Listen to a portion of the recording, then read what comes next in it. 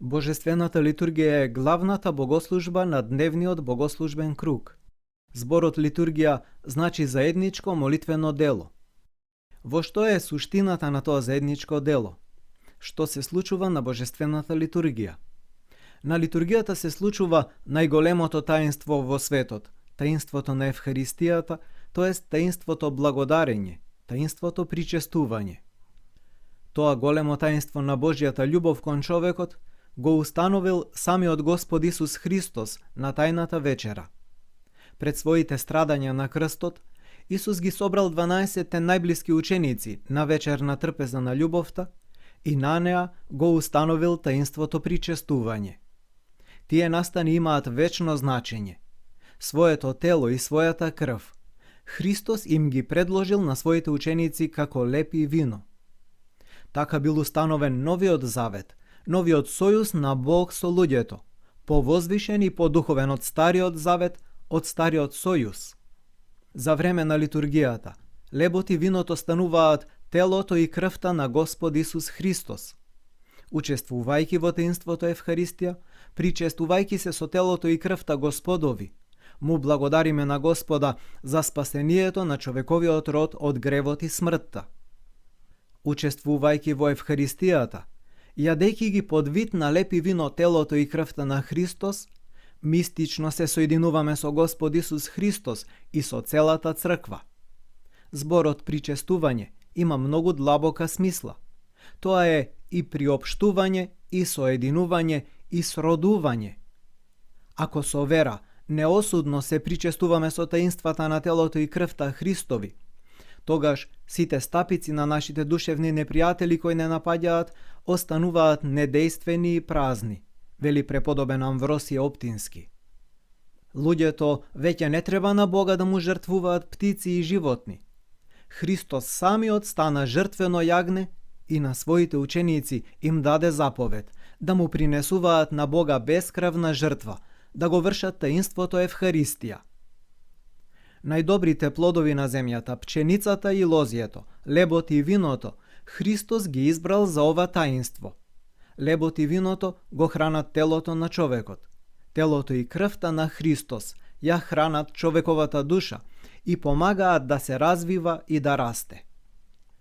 По вознесението на Спасителот, апостолите почнале секојдневно да го извршуваат таинството причестување, соединувајќи го со читање од Светото Писмо, со пеење на псалми и молитви.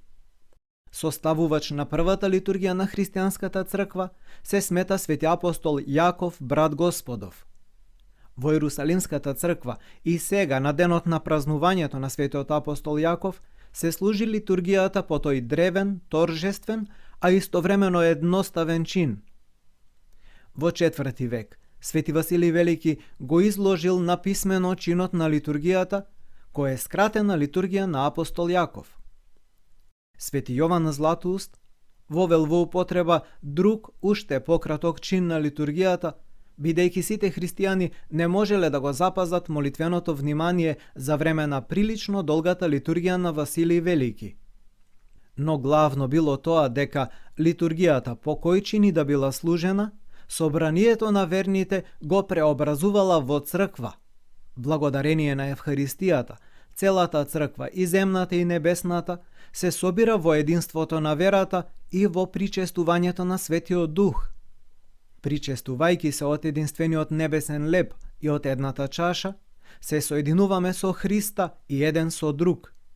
Учествувајќи во Евхаристијата, излегуваме од времето на овој свет и се соединуваме со вечноста на Синот Божји и на Небесното Царство.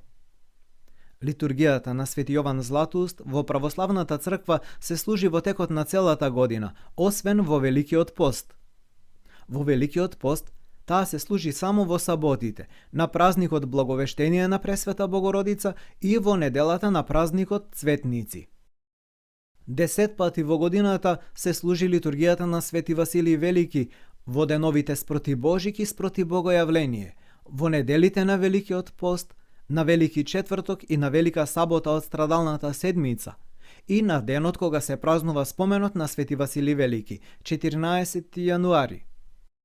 Во средите и петоците на Великиот пост се служи посебен чин на литургија на претходно осветени дарови од светителот Григорий Двоеслов. Божјото царство настапува во храмот и вечноста го исполнува времето.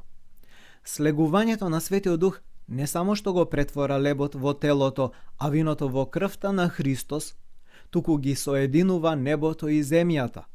Човекот станува причесник на живиот Бог. На светот нема ништо посвето, повисоко, повеличествено, поторжествено и поживотворечко од литургијата, вели Свети Јован Кронштадтски. Но по едно причестување не секогаш може да се почувствува нашето духовно растење. Како што незабележливо и полека расте детето хранејки се, така незабележливо, тивко расте нашиот дух со секое приопштување со Христос. Но да пристапуваме кон таинството причестување, можеме само после определена подготовка, установена со црковните правила. Откако на исповедот свештеник сме добиле благослов за причестување, со внимание приоѓаме кон Христовата чаша. Тоа, според зборовите на Спасителот, е залог за нашиот вечен живот. Така, преку Христа растеме во добродетелите и вистината, постепено искачувајќи се кон височините на љубовта и мудроста, но и кон повисоките степени на човековото совршенство. Чинот на литургијата е сочинет од 3 делови: проскомидија, литургија на огласените и литургија на верните. Зборот проскомидија во превод од грчки значи принесување. Во древната црква христијаните носеле во храмот лепи вино за извршување на таинството Евхаристија. Пред почетокот на проскомидијата, свештенослужителите пред царските двери читаат молитви пред влегување, го молат Господа да ги укрепи во време на службата.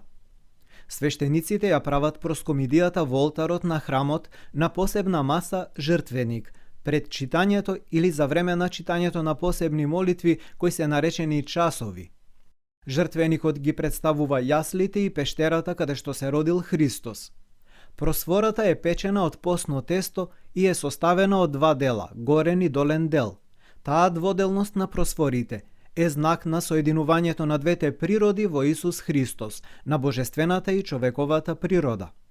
На горниот дел од просвората е изобразен крст со буквите ИС, ХС, НИ, К, што во превод од грчки значи Исус Христос победува. Од просвората се отсекува агнец, свештениот леб за претворање во Христовото тело. Тој го представува Господ Исус Христос, агнецот, тоест јагнето Божјо, кое ги зеде на себе гревовите на светот заради спасение на човековиот род. За вршење на проскомидијата се зема црвено вино од грозје помешано со вода. Со тоа црквата ги споменува крстните страдања на Спасителот и тоа дека од прободеното ребро на Спасителот Исус Христос истекле крв и вода. Читајќи молитви, свештеникот побожно ги целива свештените богослужбени садови, дискосот, чашата за причестување, звездицата, копјето и лажицата. Копјето е остар нож со кој се сече агнецот. Дискосот е округол осветен сад, тој ја означува Вселената. На дискосот се става агнецот. Лажичката е за причестување на народот. Таа ги представува клештите со кои Серафимот зел разгорен јаглен и го допрел до устата на пророкот Исаија, што означувало дека е очистен, а и трската со сунгер натопен во оцет, кој војниците го принесувале пред устата на Спасителот додека висел на крстот. Звездицата ја означува Витлеемската звезда која светела кога се родил Христос, а и погребното платно. Таа се става на дискосот. Во проскомидијата, Христовото раѓање мистично се соединува со неговото распнување на Голгота. По подготвувањето на агнецот, свештеникот вади честичка во чести спомен на Божјата мајка и ја става на дискосот оддесно на агнецот. Застана царицата оддесно на својот син и Бог.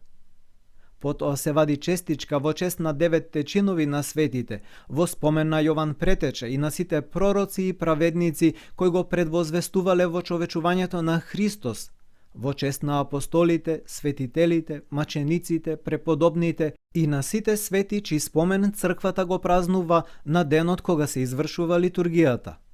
И последната честица се вади во спомен на авторот на чинот на литургијата која се служи, или светителот Јован Златоуст, или светителот Василий Велики. Така, црквата која торжествува, небесната црква која е прославена, учествува во литургиското единство. На проскомидијата се вадат и честици за живите членови на црквата, за светиот патриарх или архиепископ, за надлежниот архиереј, за целиот свештенички и монашки чин, за оние што помагаат во храмовите, за државата и за незиниот христољубив народ. На крајот се вадат честици за починатите во Христа со надеж на воскресение и на вечен живот, зашто Господ не е Бог на мртвите, туку Бог на живите. Свештеникот вади честици дури и за оние кои сакаме да ги спомнеме и чии свети имиња сме ги запишале во список кој бил даден за литургијата. Свештеникот моли од Бога благослов за свештенодејството што го врши, исповедувајќи го во молитва Христос како небесниот леб кој му е даден на целиот свет за храна. Тој се застапува пред Бога за сите кои стојат на божествената литургија. Проскомидијата, тоест подготовката за таинството литургија завршува, се отвора завесата на царските двери и се врши кадење на олтарот и на целиот храм. Литургија на огласените е делот кој има поучен, огласителен карактер. Понекогаш ја нарекуваат литургија на словото. На литургијата на огласените се читаат посланија од светите апостоли, се чита и Светото Евангелие. Огласени или огласувани во древната црква се нарекувани луѓето кои се подготвувале за таинството свето крштение и покајниците кои биле одвоени од причестување. Во моментот кога се отвора завесата на царските двери и со зборови на исповедање на тајната на воскресението на Синот Божји, започнува литургијата на огласените. Свештеникот се моли со подигнати раце, повикувајќи го Светиот Дух. Време е да се служи на Господа, му вели ѓаконот на предстоителот. Тоа не е само подсетување за започнување на таинството, туку и тврдење дека Божиото царство, неговото време, сега влегува во времето на овој свет, за да не вознесе на небото и да ја покаже црквата како Христово тело и храм на Светиот Дух. Благословено е царството на Отецот и Синот и Светиот Дух, прогласува свештеникот и целото црковно собрание одговара Амин, што значи нека биде така. Со тој збор завршува секоја молитва, изразувајќи го одговорното учествување на секој верен во едното свештенодејство на црквата. Во мир да се помолиме на Господа. Со овој повик кон народот, ѓаконот ја започнува мирната, тоест големата ектенија. Со зборот мир во таа молитва се означува мирниот дух на верните. Понатаму ѓаконот кажува прозби за мирот што слегува од горе, за едномислие и взаемна љубов, за помош во нашите секојдневни потреби. Свештеникот во тоа време со тајни молитви го моли Господа за дарување на милост на сите собрани во храмот на молитва. Во древната црква, тајните молитви предстоителот ги читал гласно и нив ги слушал целиот народ кој се молел во храмот. Тие молитви се нарекувале тајни не затоа што биле сокриени од некого во храмот, туку затоа што ја изразувале длабоката догматска содржина на таинството. По возгласот на свештеникот кој ја завршува тајната молитва, почнува пеењето на литургиските антифони. Зборот антифон е грчки и означува пеење во одговор, повторување. Обично два хора ги пеат наизменично, повторувајќи се еден со друг. Првиот антифон е славословие на Бога и благодарност кон Него за промислителната грижа за светот и човекот. Вториот антифон е химна во која е изразена полнотата на црковното учење за воплотувањето на Бог Словото од Пресвета Богородица. Се разоткрива тајната на Божиото домостроителство, проповедта, доброволното страдање, смртта на крст на Спасителот и Неговото воскресение. Третиот антифон се блажените. Почнува со зборовите на разумниот разбойник, со кого и ние бараме: во Твоето царство спомни не, Господи, кога ќе дојдеш во Твоето царство. За време на пеењето на третиот антифон се прави малиот вход. Од северната врата на олтарот излегуваат светјоносец со свеќа, ѓакон со Евангелието и свештеникот, кој тогаш се моли входот, тоест влегувањето на свештенослужителите во олтарот низ царските двери, да биде влегување на светите ангели, бидејќи литургијата е заедничко дело на целата црква, и на црквата која се бори на земјата, и на црквата која слави на небото. Изнесувањето на Евангелието е Христовото излегување на проповед. По малиот вход следува пеење на тропари и кондаци, песни кои ги опишуваат свештените настани што се празнуваат. Чтецот зема благослов од свештеникот за да го чита апостолот, книгата Дела апостолски или посланија од апостолите, и оди меѓу народот како меѓу народите на целиот свет. Пред читањето на Евангелието звучи свеченото пеење на алилујари, пофални песни кои на сите луѓе им ја јавуваат Божјата благодат. Свештеникот во тоа време чита тајна молитва во која моли нему и на сите кои се молат да им биде дарувано разбирање на евангелското читање. Ѓаконот на аналојот го става Евангелието, како символ на светлината на знаењето која ги просветува слушателите, на амвонот се става запалена свеќа. Со благослов од свештеникот, ѓаконот чита од Евангелието. Сведоштво дека е слушан Божиот збор, дека е примен, разбран и продолжен, е проповедта која во древната црква предстоителот ја произнесувал после читањето на Евангелието. Веднаш по читањето на Евангелието следуваат прозби, ектении, сугубата, тоест удвоената ектенија, во која црквата ги повикува сите да бидат предани и благодарни на Бога. За упокојната ектенија, во која се молиме за починатите блиски и сите кои починале во вера и со надеж на воскресението, и ектенијата за огласените. За време на таа ектенија, свештеникот се моли Господ да ги удостои огласените во погодно време со бањата на пресоздавањето, тоест со новиот живот во Христа преку крштението, а за покајниците преку покајанието со бањата на солзите која ја измива нечистата совест. И по трикратниот возглас на ѓаконот огласени излезете, оние што се подготвуваат да бидат крстени и покајниците мора да излезат од храмот.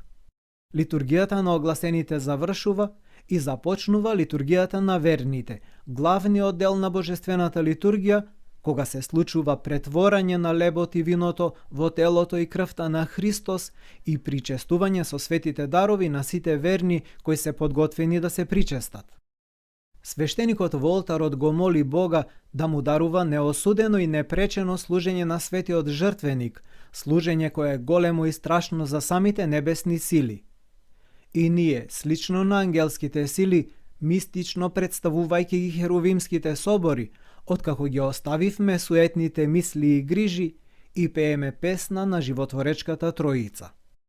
Синот Божји, Христос Господ, владетелот на Вселената, кого на небесата го носат ангелските чиноначалства, дошол на земјата за да ја изврши тајната на спасението на човековиот род. Додека се пее херувимската песна, се прави големиот вход. Подготвените, но се уште неосветени свети дарови, чашата со вино и дискосот со агнецот и честиците кои беа извадени на проскомидијата, свештенослужителите ги пренесуваат од жртвеникот на престолот. Чашата и дискосот се внесуваат во олтарот и се ставаат на антиминсот кој е отворен на престолот. Представувајќи го симнувањето на Христовото тело од крстот и неговото положување во гробот, со голема покривка, како со чиста плаштаница, се покриваат чашата и дискосот. Да се возлюбиме еден со друг, за да исповедаме со едномислие, повикува ѓаконот и ние пееме: Отецот и Синот и Светиот Дух, Троица едносушна и неразделна. Така исповедаме дека евхаристиското принесување е можно само во взаемна љубов, во едномислие и со едно вероучение, кое се изразува со символот на верата. Светите отци го составиле по вдахновение од Светиот Дух на првиот и вториот Вселенски собор и од древни времиња сите верни го пеат на божествената литургија. Свештеникот, по примерот на Христос, кој на тајната вечера му заблагодарил на Бог Отецот, почнува да чита благодарствена молитва од главниот дел на литургијата на верните, односно од евхаристискиот канон. Наоѓајќи се меѓу ангелските сили кои присуствуваат во храмот при вршењето на светата Евхаристија, свештеникот во молитва ги повторува зборовите на Господа, кој за учениците прекршил леб на тајната вечера: примете и јадете, ова е моето тело што се прекршува за вас за простување на гревовите. И кога им ја даде чашата на учениците: пијте од неа сите, ова е мојата крв на новиот завет, што се пролева за вас и за многумина за простување на гревовите. Црквата одговара: Амин. Ѓаконот со десната рака држејќи го дискосот, а со левата путирот, крстовидно ги подигнува од престолот. Твои од твоите на тебе принесувајќи ти заради сите и за се, вели свештеникот со кренати раце. Свештеникот во олтарот и сите кои стојат и се молат во храмот, молат Господ да ги освети нив и предложените дарови, тој да го испрати Светиот Дух и да ги претвори лебот и виното во телото и крвта на Христос. Понатаму, свештеникот му благодари на Господа за соборот на светите Божји угодници кои се застапуваат за нас пред Божјиот престол и особено заради Пресветата Дева Марија. По молитвата на свештеникот за еднодушност на верните чеда на црквата и по ектенијата од ѓаконот за принесените и осветени честни дарови, народот кој стои во храмот со вера, надеж и со синовска љубов ја пее Господовата молитва Оче наш. Во олтарот со затворени царски двери и со затворена завеса, како апостолите на тајната вечера, се причестуваат свештенослужителите. Причестувањето е цел на таинството Евхаристија. Претворањето на лебот и виното во телото и крвта Христови се извршува заради причестување на свештенослужителите и црковниот народ. Свештеникот ја изнесува светата чаша од олтарот и со најголемо внимание пристапуваме да се причестиме. Христовото тело примете го од безсмртниот извор вкусете. Во храмот пее целиот народ за време на причестувањето. Соединувајќи се овде во земниот живот со телото и крвта на Христос, ние се соединуваме со Бога и со целата црква. Ние станавме едно во Христос. Литургијата е торжество на Божјата љубов кон човекот, кое постојано се повторува, вели Свети Јован Кронштадски. Бог е среде својот народ, кој сега може во мир да излезе и на светот да го возвестува воскресението на својот Господ, радосното очекување на неговото второ доаѓање.